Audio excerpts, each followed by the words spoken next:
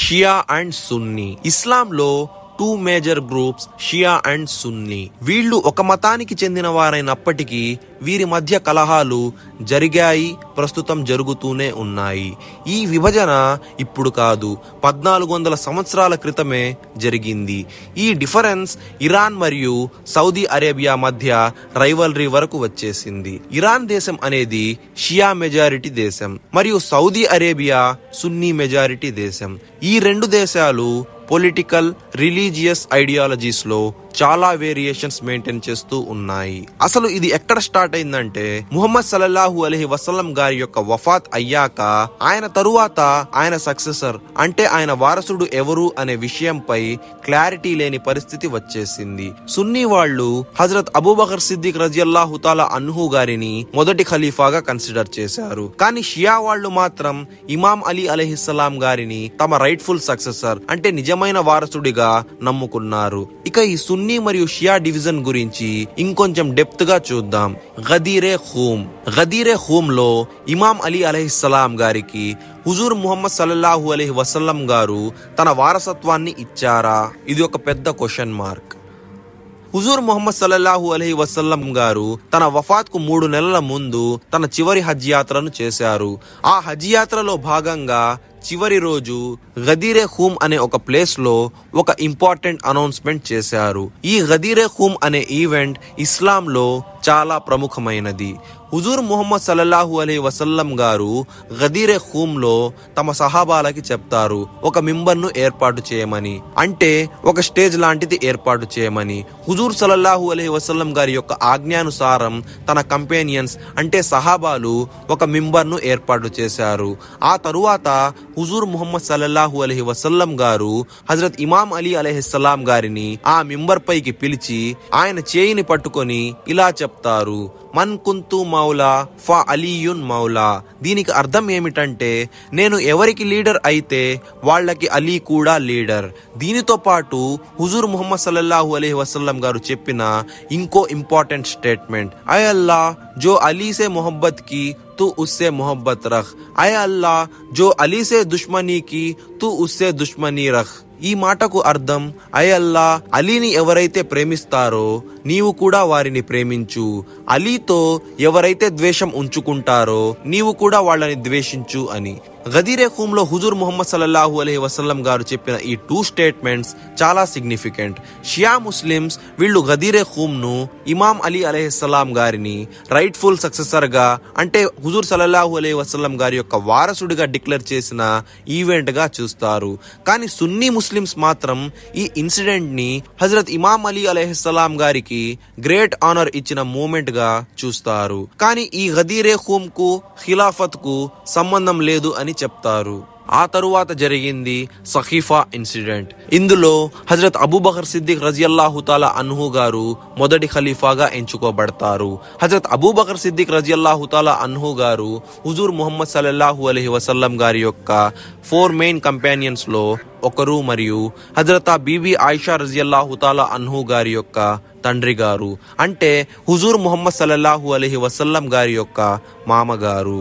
హుజూర్ ముహమ్మద్ సల్లల్లాహు అలైహి వసల్లం గారి యొక్క వఫాత్ తరువాత తన యొక్క రీప్లేస్మెంట్ అంటే వారసుడు ఎవరు అనే దాని గురించి క్లారిటీ లేకపోవడం వల్ల సహాబాలలో అంటే హుజూర్ ముహమ్మద్ సల్లల్లాహు అలైహి వసల్లం గారి యొక్క కంపెనియన్స్ మధ్య ఒక డిస్కషన్ అనేది స్టార్ట్ అయ్యింది. అంతేకాకుండా వాళ్ళందరి మధ్య సఖీఫా బని సాయిదా అనే ప్లేస్ లో ఒక సీక్రెట్ మీటింగ్ అనేది జరిగింది. ఈ మీటింగ్ లో హజరత్ అబూబకర్ సిద్దిక్ రజియల్లాహు తాలా అన్హు గారిని ఫస్ట్ ఖలీఫాగా ఎలెక్ట్ చేశారు. ఇందులో ఆశ్చర్యకరమైన విషయం ఏమిటంటే ఈ మీటింగ్ లో హజరత్ అబూబకర్ సిద్దిక్ రజియల్లాహు తాలా అన్హు గారు, హజరత్ ఉమర్ ఫారూక్ రజియల్లాహు తాలా అన్హు గారు ఉన్నారు. కానీ ఈ మీటింగ్ కి ఇమాం అలీ అలైహిస్సలాం గారిని మాత్రం ఇన్వైట్ చేయలేదు. హజరత్ అబూబకర్ సిద్దిక్ రజియల్లాహు తాలా అన్హు గారిని మొదటి ఖలీఫాగా నియమించడం కోసం అందరి అందరి సపోర్ట్ లేకపోవడం వల్ల టెన్షన్ అనేది పెరిగింది. షియా ముస్లిమ్స్ ఈ ఎలక్షన్ ప్రాసెస్ ని రిజెక్ట్ చేశారు. ఇమాం అలీ అలైహిస్సలాం గారిని మాత్రమే రైట్ఫుల్ లీడర్ గా మరియు హుజూర్ ముహమ్మద్ సల్లల్లాహు అలైహి వసల్లం గారి యొక్క వారసుడిగా వీళ్ళు భావించారు.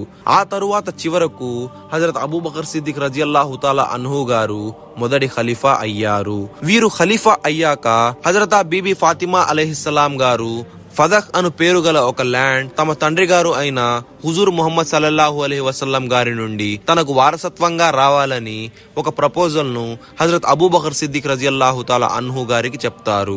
అయితే హజరత్ అబూబకర్ సిద్దిక్ రజియల్లాహు తాలా అన్హు గారు దైవ ప్రవక్తలకు వారసత్వం అనేది ఉండదు, రాదు అని చెప్పి ఒక హదీసు ఆధారంగా హజరత్ బీబీ ఫాతిమా అలైహిస్సలాం గారి యొక్క ప్రపోజల్ ను రిజెక్ట్ చేస్తారు.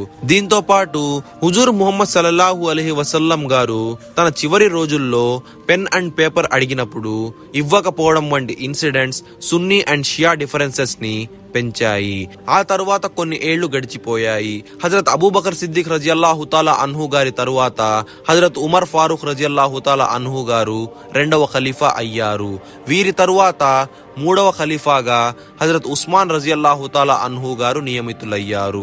హజరత్ ఉస్మాన్ రజియల్లాహు తాలా అన్హు గారు ఖలీఫాగా ఉన్న సమయంలో వీరి పాలనలో నెపోటిజం మరియు కరప్షన్ ఇష్యూస్ చాలా పెరిగాయి. వీటి వల్ల హజరత్ ఉస్మాన్ రజియల్లాహు తాలా అన్హు గారి యొక్క రూల్ ను చాలా మంది సహాబాలు అపోజ్ చేశారు. హజరత్ Abu Zar al Ghifari, Ammar bin Yasir, హజరత్ ఆయిషా రజియల్లాహు తాలా అన్హు వంటి స్ట్రాంగ్ ఇస్లామిక్ పర్సనాలిటీస్ హజరత్ ఉస్మాన్ రజియల్లాహు తాలా అన్హు గారి మీద క్రిటిసిజం చూపారు. ఆ తరువాత కొంతమంది ప్రొటెస్టర్స్ హజరత్ ఉస్మాన్ అలైహిస్సలాం గారిని షహీద్ చేశారు. ఈ ఇన్సిడెంట్ తరువాత హజరత్ ఇమాం అలీ అలైహిస్సలాం గారిని 4వ ఖలీఫాగా ప్రజలు ఎన్నుకున్నారు. కానీ ఇమాం అలీ అలైహిస్సలాం గారి పాలనలో చాలా సివిల్ వార్స్ జరిగాయి. ఇందులో ప్రముఖంగా 2 సివిల్ వార్స్. మొదటిది జంగే జమాల్. ఈ జంగ్ అనేది హజరత్ ఆయిషా రజియల్లాహు తాలా అన్హు గారు మరియు ఇమాం అలీ అలైహిస్సలాం గారి మధ్య జరిగింది. రెండవది జంగే సిఫీన్. ఈ యుద్ధం అనేది ఇమాం అలీ అలైహిస్సలాం మరియు ముఆవియా మధ్య జరిగింది. ఆ తరువాత ఈ యుద్ధాలన్నిటిలో కూడా హజరత్ ఇమాం అలీ అలైహిస్సలాం గారు గొప్ప విజయాన్ని సాధించారు. ఆ తరువాత కొన్నేళ్ల గొప్ప పాలన తరువాత ఖారిజిత్స్ అనే ఒక రెబల్ గ్రూప్ ఇమాం అలీ అలైహిస్సలాం గారిని మసీదులో ఆయన నమాజులో ఉన్న సమయంలో షహీద్ చేశారు. ఇమాం హుసేన్ అలైహిస్సలాం and the tragedy of Karbala. Imam Ali అలైహిస్సలాం గారి తర్వాత ఇమాం హసన్ అలైహిస్సలాం. వీరు ఇమాం అలీ అలైహిస్సలాం గారి యొక్క మొదటి కుమారుడు. ఇమాం అలీ అలైహిస్సలాం గారి తర్వాత ఆయన మొదటి కుమారుడు అయిన ఇమాం హసన్ అలైహిస్సలాం గారు పవర్ లోకి వచ్చారు. కానీ వీరు ఇక ముందు ముందు రక్తపాతం అనేది జరగకూడదు అనే ఉద్దేశంతో ముఆవియాతో 2 కండిషన్లపై ఒక పీస్ ట్రీటీని, అంటే ఒక శాంతిపూర్వకమైన అగ్రిమెంట్ ద్వారా తన లీడర్షిప్ ను, అంటే తన ఖిలాఫత్ ను సాక్రిఫైస్ చేశారు. ఆ 2 కండిషన్స్ ఏమిటంటే ముఆవియా తన తదనంతరం తన సక్సెసర్ గా ఎవరిని అపాయింట్ చేయకూడదు. నెక్స్ట్ ఖలీఫా నియామకం అనేది ఎలక్టోరల్ కౌన్సిల్ షురా ద్వారా జరగాలి. రెండవ కండిషన్ ముఆవియా ఇమాం అలీ అలైహిస్సలాం గారి కంపానియన్స్ ను వేధించడం ఆపేయాలి అనే కండిషన్స్ తో ఇమాం హసన్ అలైహిస్సలాం గారు తన లీడర్షిప్ ని సాక్రిఫైస్ చేసి ముఆవియాను ఖలీఫాగా చేశారు. ఆ తరువాత ముఆవియా ఖలీఫా అయ్యాడు మరియు తాను ఇమాం హసన్ అలైహిస్సలాం గారితో జరిగిన అగ్రిమెంట్ కి కట్టుబడి ఉండలేదు. ముఆవియా తన పదవీ కాలం తరువాత తన కుమారుడు యజీద్ ను పవర్ లోకి తీసుకురావాలని ఎన్నో ప్రయత్నాలు చేసి ఎలక్టోరల్ కౌన్సిల్ అయిన షురాలోని కొందరు మెంబర్స్ కి లంచాలు ఇచ్చి తన కొడుకు యజీద్ ను నెక్స్ట్ సక్సెసర్ గా అపాయింట్ అయ్యేలా చేశాడు. ఆ తరువాత ముఆవియా మరణించాడు. ముఆవియా మరణించిన తరువాత ముఆవియా కొడుకు యజీద్ పవర్ లోకి వచ్చాక ఇమాం హుసేన్ అలైహిస్సలాం గారిని తప్పక తన బయత్ ను మరియు ఖిలాఫత్ ను యాక్సెప్ట్ చేయమని ప్రెజర్ ఇచ్చారు. ఇమాం హుసేన్ గారు హజరత్ ఇమాం అలీ అలైహిస్సలాం గారి యొక్క 2వ కుమారుడు. ఈయన ఇమాం హసన్ అలైహిస్సలాం గారి యొక్క షహాదత్ తర్వాత ఖలీఫాగా నియమితులవుతారు. ఇమాం హుసైన్ అలైహిస్సలాం గారిది ట్రూత్ అండ్ జస్టిస్ పాత్. ఆయన కర్బలాకి వెళ్లారు.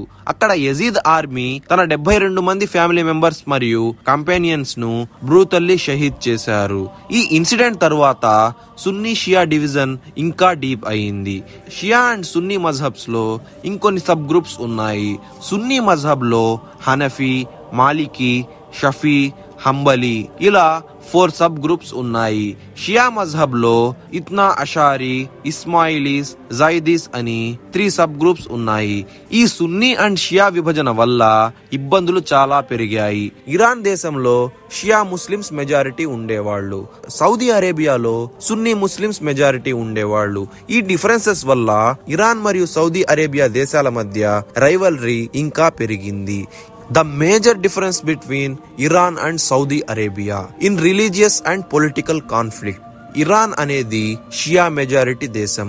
ఇమాం మెహదీ అలైహిస్సలాం కి వీళ్ళు చాలా ఇంపార్టెన్స్ ఇస్తారు. సౌదీ అరేబియా సున్నీ మెజారిటీ దేశం. వీళ్ళు వహాబీ ఐడియాలజీని ఫాలో చేస్తారు. Syria war Iran Bashar al Assad Shia aligned group కి సపోర్ట్ చేసింది. సౌదీ దేశం రెబల్స్ ని సపోర్ట్ చేసింది. Yemen war Saudi Sunni led government ని సపోర్ట్ చేస్తుంది. ఇరాన్ హౌదీ రెబల్స్ షియాని సపోర్ట్ చేస్తుంది. కన్క్లూజన్ ఫైనల్లీ ఏం చెప్పాలంటే సున్నీ షియా డివిజన్ 1400 సంవత్సరాల నుంచి ఉంది. ఇది ఖిలాఫత్ ఇష్యూ, కర్బలా ఇన్సిడెంట్ మరియు పొలిటికల్ డిఫరెన్సెస్ వల్ల డెవలప్ అయ్యింది. ఇప్పటిదాకా Iran Saudi rivalry, middle east లో జరిగే కాన్ఫ్లిక్ట్స్ అన్ని సున్నీ షియా డివైడ్ ని ఇంకా డీపెన్ చేస్తున్నాయి. ముఖ్యంగా ఇస్లాం యొక్క ఒరిజినల్ యూనిటీ రిస్టోర్ చేయాలి అంటే రెండింటిలో మ్యూచువల్ రెస్పెక్ట్ అండ్ టాలరెన్స్ ఉంటే మాత్రమే సంభవం. ఈ వీడియో మీకు నచ్చినట్లయితే లైక్ చేసి షేర్ చేయండి. ఇలాంటి మరిన్ని వీడియోస్ కోసం మా ఈ ఛానల్ ను సబ్స్క్రైబ్ చేసుకోండి. Yours voice of Islam.